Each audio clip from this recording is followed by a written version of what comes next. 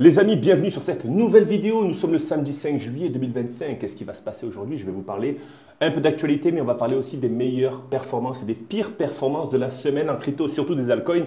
Et j'ai une très grosse annonce à vous faire concernant Elon Musk. Elon Musk pourrait-il faire bouger le marché des meme coins? C'est la grosse question et on va y répondre ensemble.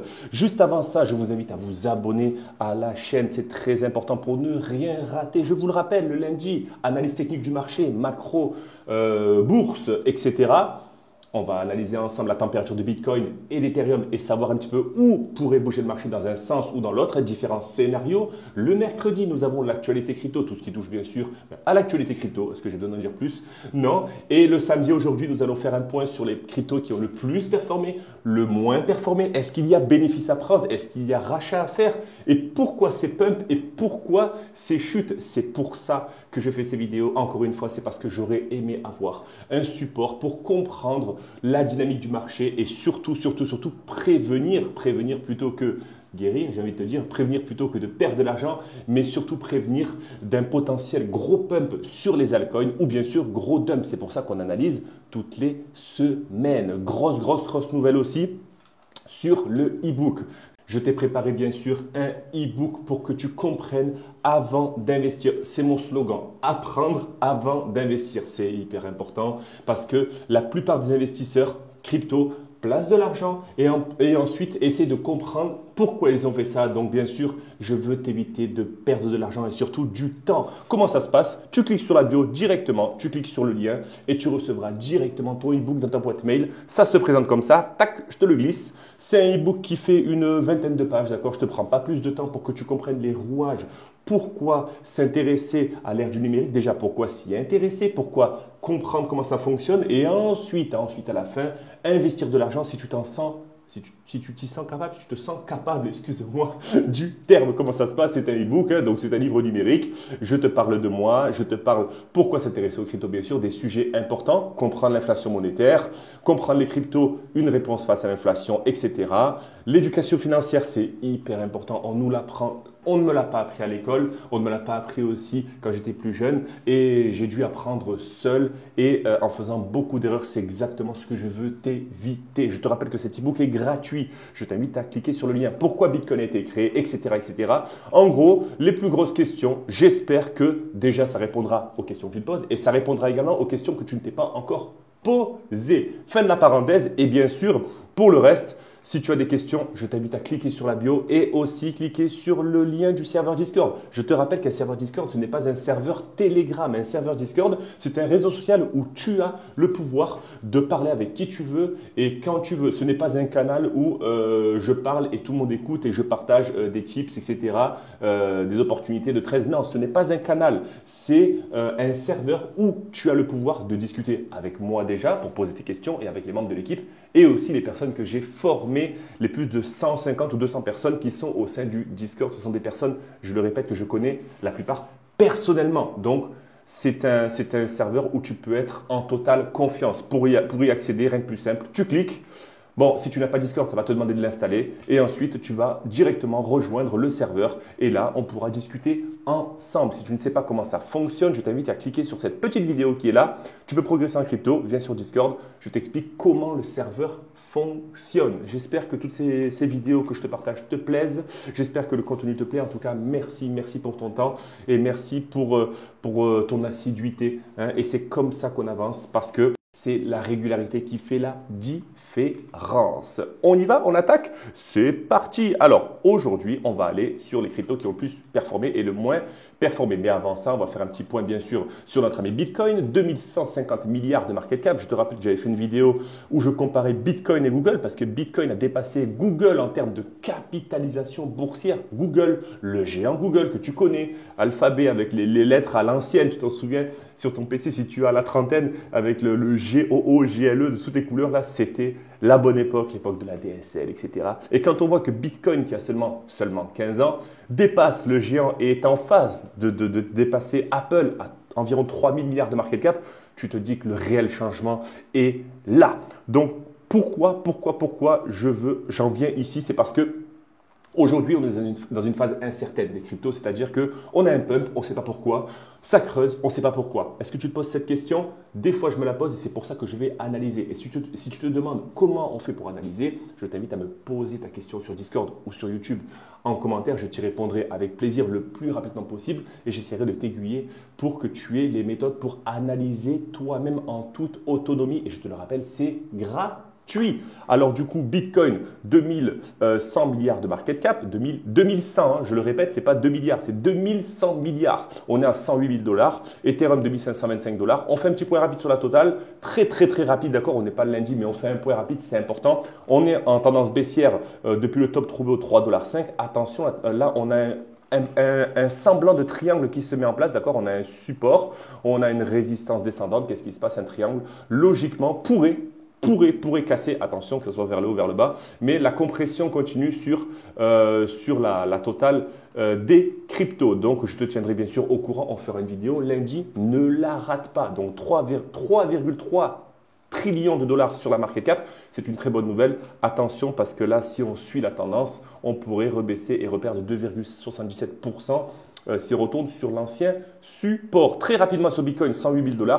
Pareil, on est descendant, on est venu casser la trendline baissière, c'est une très bonne nouvelle. On est venu retester l'ancien top chirurgicalement. Les 110 532 $ ont été touchés chirurgicalement. Attention, c'est assez bearish quand on vient chasser au nord comme ça et qu'on vient chuter. Attention, c'est assez bearish, ça veut bien dire que la résistance fait le taf. Tu la vois ici, elle est bien marquée. Il faudra absolument un regain, un push du côté des bulls pour aller retester la résistance des 110 000 $. Sinon, ça sera bien sûr possiblement, je te fais un petit fibo des familles, tranquille. Hop, non, c'est pas un fibo ici, c'est la règle, mais je te fais un petit fibo des familles, tac, tac, tac. Ça serait un possible retour aux 105 000 $ si la pression acheteuse n'est pas soutenue, d'accord. Donc, pour l'instant, on est en range entre les 105 000 et les 110 000. Le week-end, je veux dire, le week-end arrive, on est en week-end, donc restons patients. Nos amis traders, tradez la volatilité si vous voulez. Dans la team, vous le savez, on adore ça. Mais pour les personnes qui sont débutantes, restez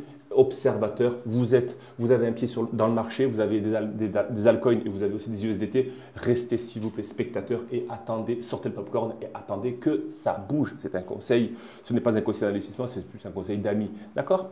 Parce que oui, je vous conseillerais de sortir du marché. Oui, je vous conseillerais de rester spectateur. Ça, je peux vous le conseiller, il n'y a pas de problème. Par contre, vous conseillez de rentrer sur une crypto, non, c'est compliqué parce que, encore une fois, je le répète, je vais passer pour un héros si elle fait x10, mais je vais me prendre des grosses tomates et des grosses briques si elle fait moins 50% et c'est tout à fait compréhensible.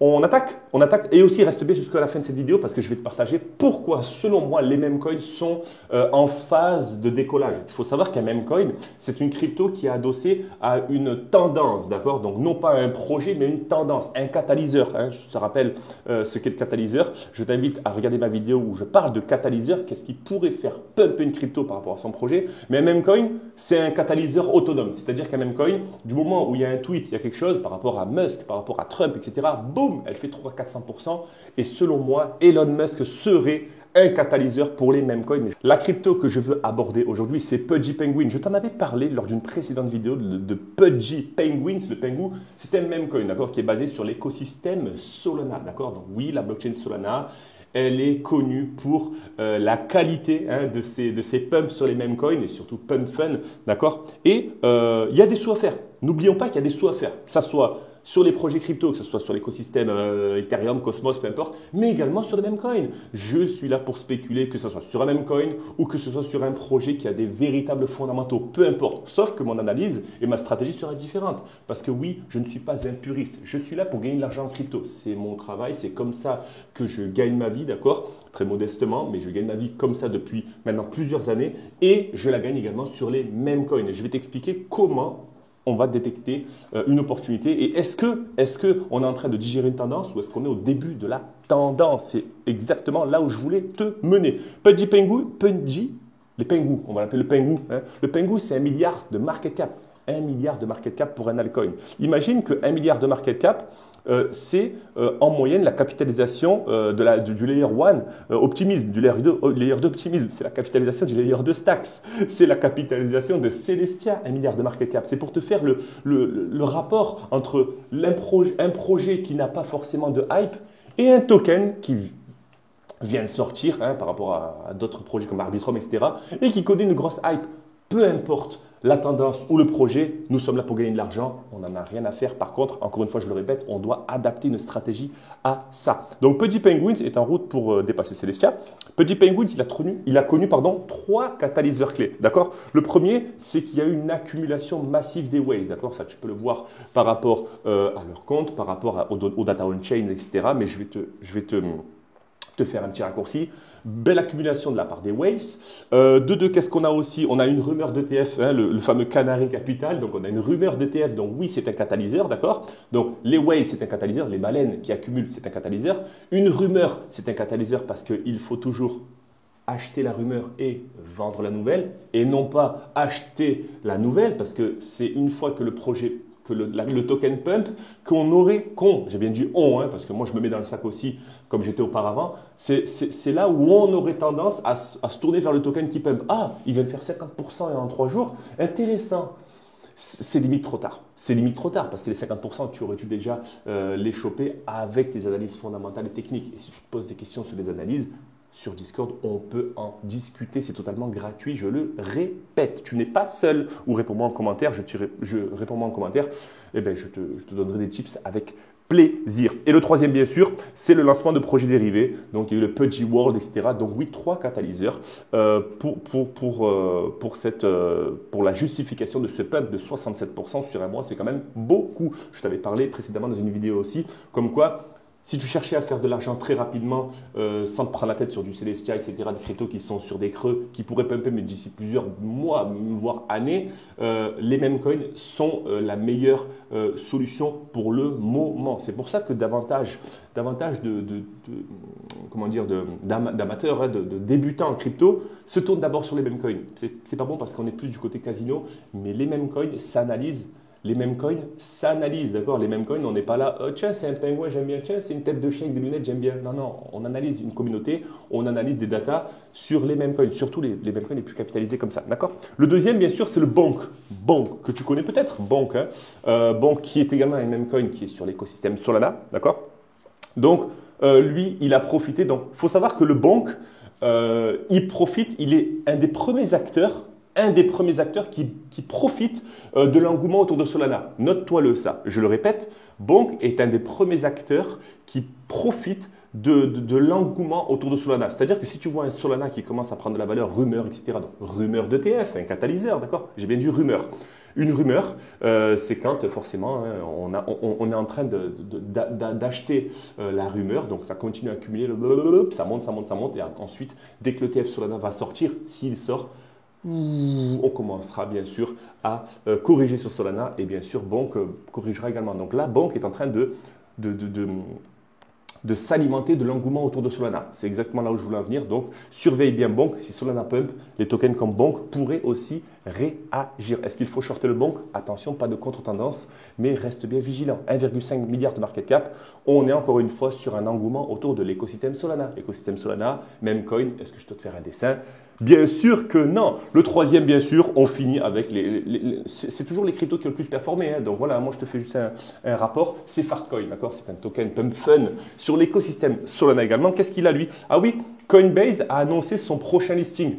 Un catalyseur de plus, d'accord? Quand tu es sur une crypto et que tu as Coinbase, les plus gros exchanges mondiaux américains, Coinbase soutenu par BlackRock et compagnie, Coinbase, avec sa blockchain Base que tu connais peut-être, c'est un catalyseur. Voilà, c'est un catalyseur. Quand on a un Fartcoin qui va être listé sur Coinbase, c'est un catalyseur. Donc forcément, le petit pump est inévitable. Donc le petit pump quand même, de 1.15 à 1.20, ça fait quand même... Dans la semaine, ça fait un 16%. C'est quand même beaucoup, 16%, d'accord? Il ne faut pas cracher sur ça. Mais sinon, à part ça, bien sûr, encore une fois, il bénéficie également de la rumeur ETF Solana, comme le Bonk, d'accord? Et bien sûr, on va passer sur les cryptos qui sont, selon moi, en sous-performance cette semaine. Donc, on a le Pi Network. Pi Network qui a connu, bien sûr, un gros engouement lors de son listing. Voilà, il était passé sur les 2,7 $, bien sûr.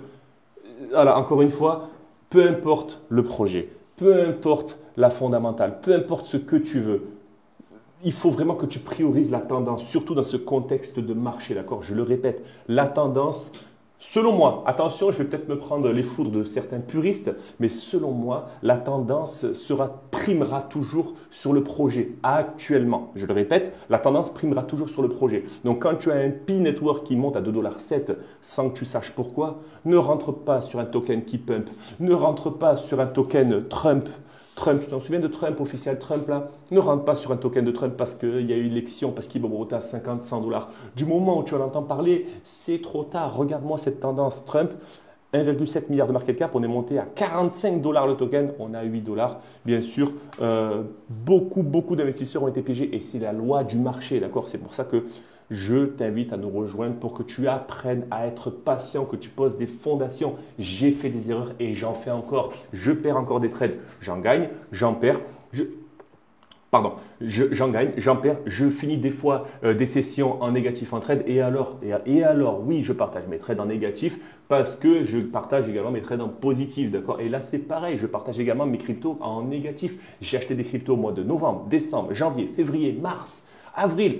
Pendant la période baissière, j'ai continué d'acheter. Je suis un investisseur, je ne suis pas le gourou qui va te dire hey, « c'est bas ». On achète maintenant et on vend à l'alcoin season. Mais non, il n'y a pas écrit Disneyland sur mon front, d'accord? Il y a écrit mec qui fait des erreurs. Et ça, j'aime bien le dire. Il y a écrit mec qui fait des erreurs et mec qui partage tout simplement sa stratégie. Certes, elle est gagnante pour lui, mais mec qui va t'apprendre peut-être à confectionner ta propre stratégie en fonction de ton profil. Est-ce que je parle trop? Bien sûr que oui. N'hésite pas à me le dire en commentaire si tu en as marre de ces petites piqûres de rappel et que tu veux que j'aille directement à l'essentiel. P-Network, on a tout simplement une digestion et surtout on a un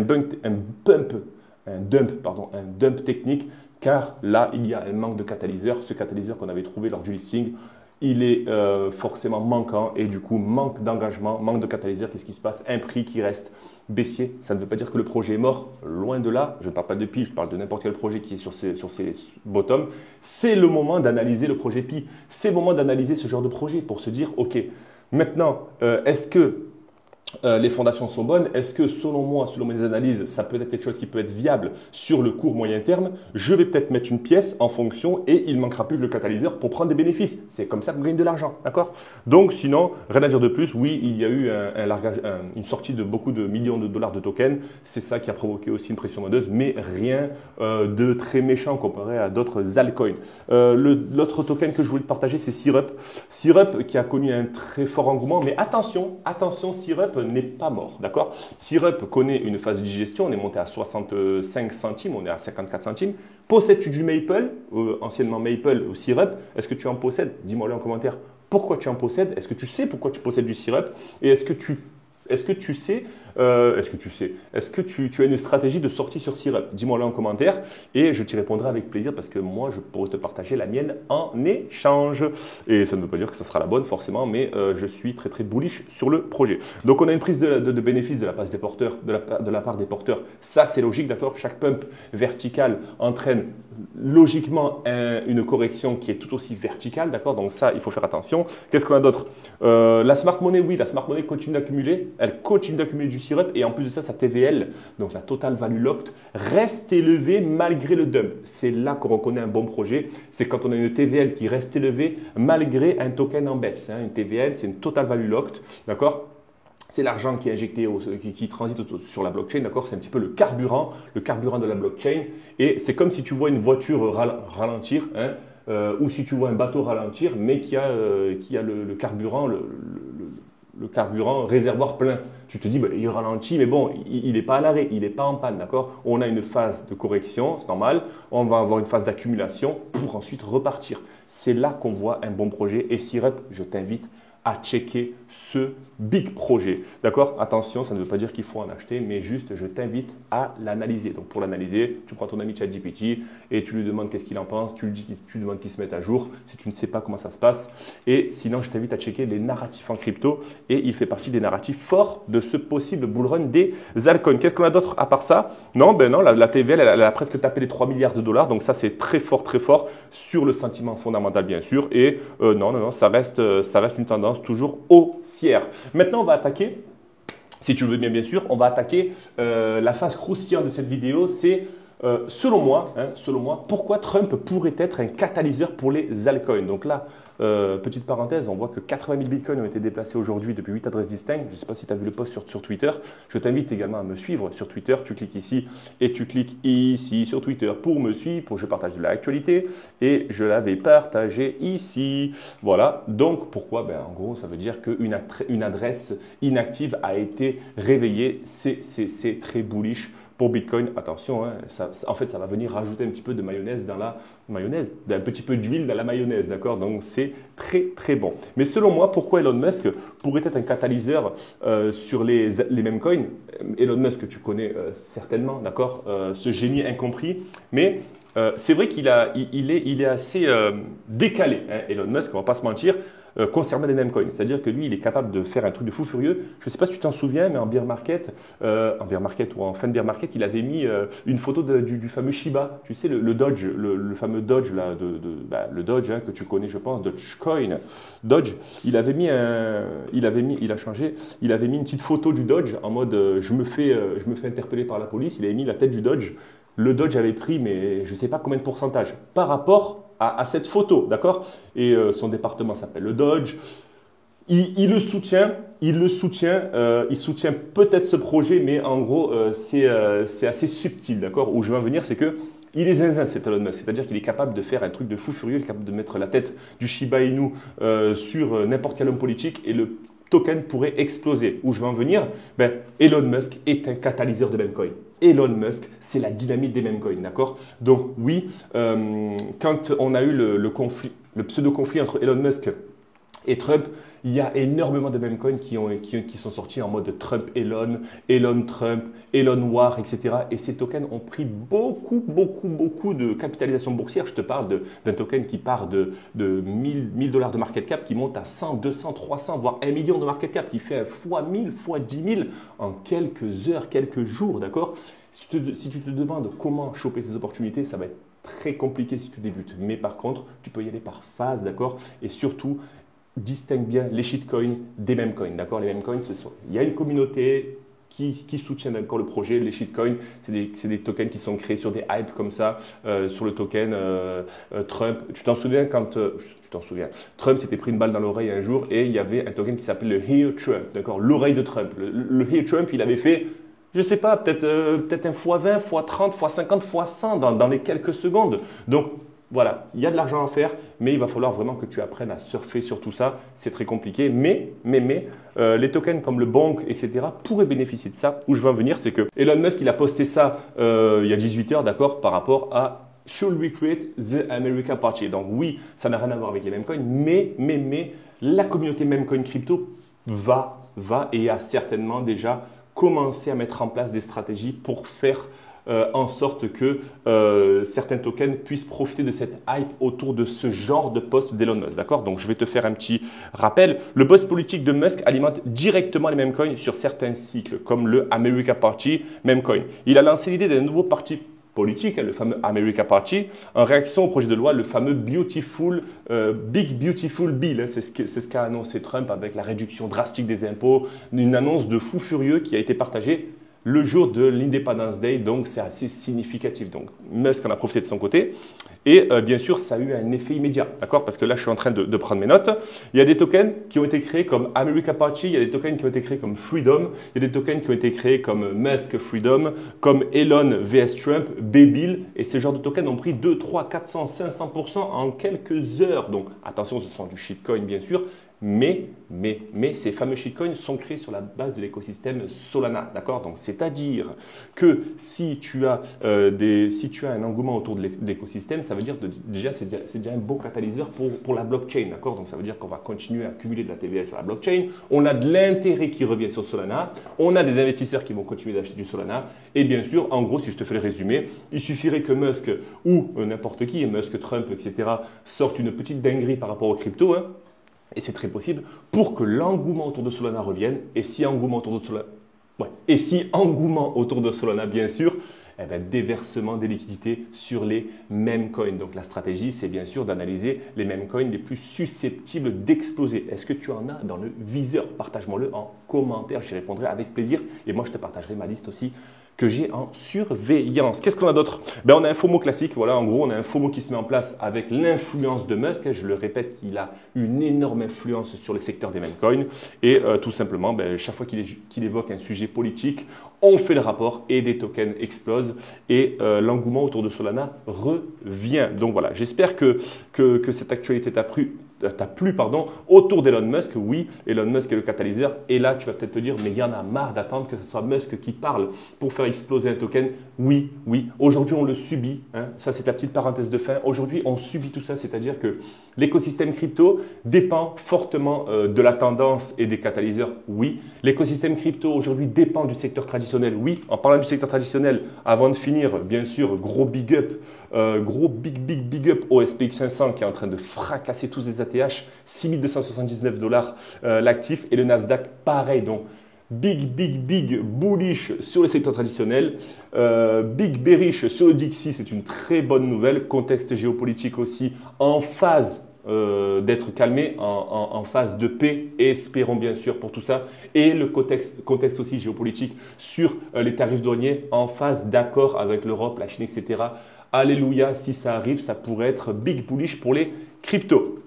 Et bien sûr, je le répète par rapport à tout ça, c'est que oui, on dépend du secteur traditionnel. Oui, on dépend de toutes ces grosses bêtises de memecoin. Si tu ne les supportes plus, ces memecoins, je te comprends. Oui, on dépend de beaucoup de choses. Sachez une chose, c'est que Bitcoin devient de plus en plus décorrélé au dollar. Bitcoin devient de plus en plus décorrélé. Le secteur crypto devient doucement de plus en plus décorrélé. Bientôt, ça va arriver. J'en parle depuis 2020, 2021, 2022. Doucement, nous décorrélons de tout le secteur traditionnel et Bitcoin devient sa propre réserve de valeur. Nous allons donc être corrélés au Bitcoin, bien sûr, parce qu'il a une énorme dominance, mais nous ne dépendrons peut-être plus de ce secteur traditionnel, etc. Mais moi, je pense qu'on aura toujours une corrélation par rapport au dollar et à sa valeur, mais ça sera moins fort que maintenant. Donc, restez patients, mes amis. Vos altcoins souffrent, je vous comprends. Mes altcoins aussi souffrent. Vous cherchez une nouvelle stratégie. Vous avez peut-être manqué le coche. Vous êtes peut-être rentré en mars. Vous êtes peut-être rentré en janvier. Vos altcoins ont pris moins 75%, moins 80%. Vous ne savez pas quoi faire. Suivez les vidéos. Partagez-moi votre ressenti en commentaire. Je suis là, je vous comprends. Je fais également des erreurs. Je fais également de très bons coups, d'accord? Mais à la différence, bien sûr, de certaines personnes, hein, je ne suis pas là pour te partager uniquement les bons coups. Je suis là pour te partager mon parcours. J'espère en tout cas que cette vidéo t'a plu. Et encore une fois, chope ton e-book gratuit et partage ce lien à toutes les personnes qui débutent en crypto ou qui se posent des questions, d'accord? Tu as juste à cliquer sur la bio. Tu cliques ici, tu fais un clic droit, tu partages à toutes les personnes que tu connais.